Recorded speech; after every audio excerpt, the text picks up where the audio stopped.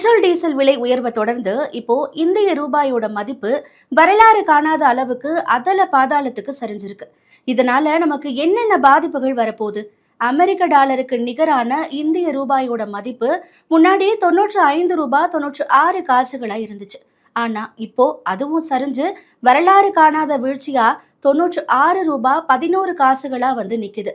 ரூபாய் மதிப்பு இந்த அளவுக்கு குறையிறது இதுதான் முதல் தடவை.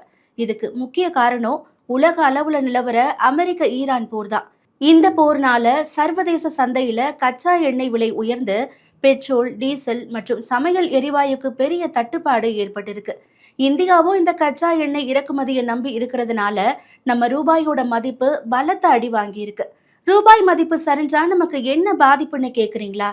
நாம வெளிநாடுகள்ல இருந்து இறக்குமதி செய்யற எல்லா பொருட்களோட விலையும் கணிசமா உயரும். ஏற்கனவே தங்கம் வெள்ளி மீதான இறக்குமதி வரி உயர்த்தப்பட்டிருக்கு.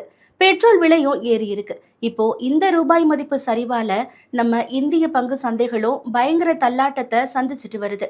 உலக போர் சூழல் சாமானிய மக்களோட பட்ஜெட்டை இந்த அளவுக்கு பாதிச்சுட்டு வருது. இந்த தொடர் விலை உயர்வுகள் மற்றும் ரூபாய் மதிப்பு சரிவை பத்தி நீங்க என்ன நினைக்கிறீங்கன்னு கமெண்ட்ஸ்ல சொல்லுங்க.